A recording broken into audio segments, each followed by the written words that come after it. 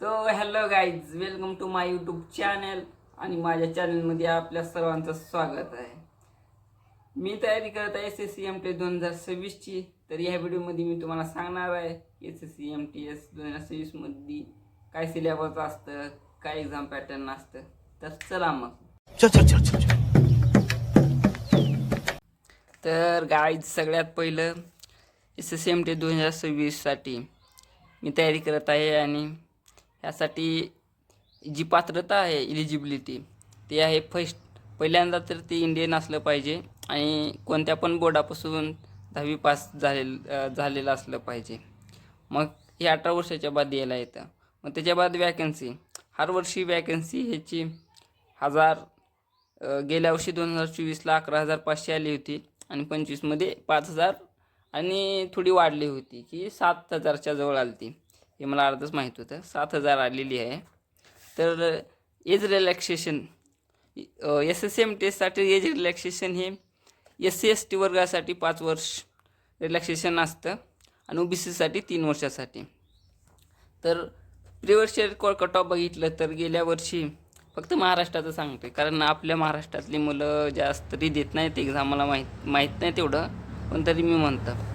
तर गेल्या वर्षी 2024मध्ये UR जे जनरल होते, जनरलसाठी होते 125 मार्क केल्यानं सिलेक्शन होतं आणि SC-साठी 120, ST-साठी 112, OBC 125, EWS 123 आणि 2025मध्ये 125 प्लस 120, 117, 125, 125, SC वर्गासाठी 120, जनरलसाठी 125. तर बघा, MTS म्हणजे काय? MTS म्हणजे मल्टीटास्किंग स्टाफ. आणि ज्यामध्ये काही म्हणण्यात येतं की MTS म्हणजे चपराशी जाऊन चहा दे, हे दे, ते दे करा, असं असतं. पण मी यूट्यूबला बघितलं 4-5 जणांचं. तो म्हणतात की नाही, जेव्हा मोठी मीटिंग असते तेव्हा चहा द्यायचं असतं म्हणले. असं नसतं.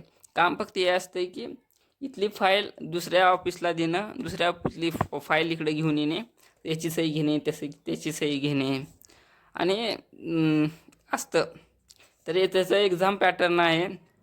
Exam pattern first MTS first exam असते. ह्याची एक्झाम बघू आपण पुढे मी सांगतो तुम्हाला याची एक्झाम कसं ते. फर्स्ट एक्झाम असते, नंतर लगेच डॉक्युमेंट व्हेरिफिकेशन असतं. लगेच 1-2 महिन्यानंतर सिलेक्शन होतं. आणि याच्यामध्ये लँग्वेज म्हणजे ह्याच्यामध्ये आता तरी इंग्लिश आणि हिंदी हे दोन्हीमध्ये आता सध्याला आहे. तरी गेल्या वर्षीपासून 13+ लँग्वेज ॲड केलेले आहेत. त्यामध्ये मराठीसुद्धा आहे. तरी आपण मराठीमध्ये सुद्धा ही एक्झाम देऊ शकतो. तर आता राहिला कॉम्प्युटर बेस्ड एक्झाम. याची एक्झाम कशी असते? फर्स्ट असतं सेशन 1 असतं. सेशन 1 मध्ये असतं मॅथ अँड रिझनिंग. हे 2 20 मार्काचे क्वेश्चन येतात. 3 मार्काला एक. 3 मार्क म्हणलं 60 मार्क होते. मॅथचे 20 मार्क, 60 मार्क. रिझनिंगचे 20 क्वेश्चन 3 मार्कानं 60 मार्क. टोटल 120 मार्क होत्यात. आणि 45 मिनिटामध्ये आपणाला 45 मिनिटामध्ये पेपर क्लिअर करावं लागतं होतं. मग फक्त हे क्वालिफाय मार्क आहेत. ह्याच्यात काय विषय नाही. तुम्ही ह्याचा कमी पण अभ्यास करून गेल्यानं चालतंय. मग ह्याच्यात क्वालिफाय मार्क आहेत. जनरलसाठी 36 मार्क, OBCसाठी 30 मार्क आणि SC-ST-साठी 24 मार्क घेणे हे अनिवार्यच आहे. लगेच त्याच्या बाद नो ब्रेक नसतो त्याच्यात. लगेच कॉम्प्युटर स्क्रीनवर सेशन 1 45 मिनिटाच्या बाद संपलं तर लगेच सेशन 2 खुलतं. आणि सेशन 2 हे असतं 45 मिनिटाचं असतं. मग ह्याच्यामध्ये सेशन 2मध्ये असतात GK आणि इंग्लिश. ह्याचे 25 question 3 mark, 25 question 3 mark, 75 mark. मग बरोबर 150 150 मार्काचा पेपर असतो आहे. आणि ह्याच्यात निगेटिव्ह मार्किंग असते.